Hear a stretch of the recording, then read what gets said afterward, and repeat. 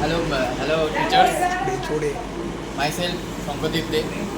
Today I want to show our project that we have done for our final year. Our team member consists of three members. That is myself Sankadeep De. In camera recording Shayantan Mondol, and other member is Devjit Kormakar.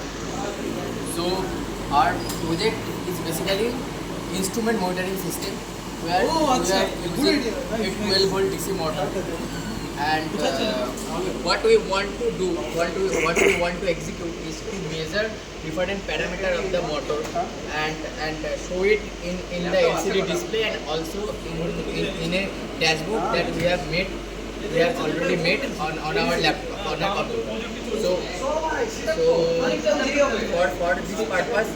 for this purpose, we are using here a ESP Room 32 model, and another thing we are using is the current sensor ACS 712 to measure the current that is going into the motor.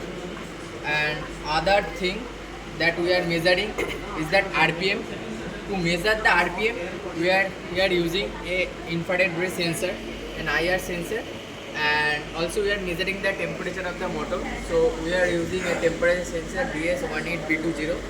The temperature sensor we are using to measure the temperature of the motor, and there are different things. And for vibration, we are also using a vibration sensor here, SW420. A vibration sensor we are using to measure the vibration if there is any type of vibration in the motor. So now we want to show that how our project is working. So here we are using a direct AC to DC converter, which is converting the voltage into 12 volt DC, and after which it's coming into the motor to specifically run our motor. So we'll try to run the motor and try to figure out different parameters that we are figuring, and also show it in the dashboard.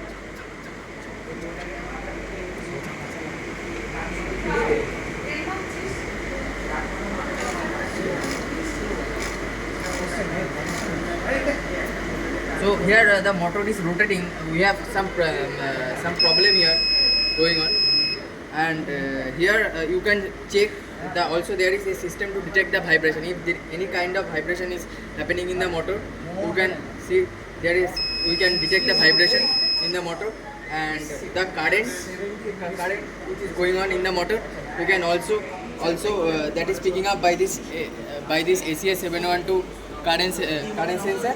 And also we are using an IR sensor to measure the rotational speed of the motor, and also show it in the LCD display. And finally the data is here coming into the dashboard through the cable, and we are showing into the cable.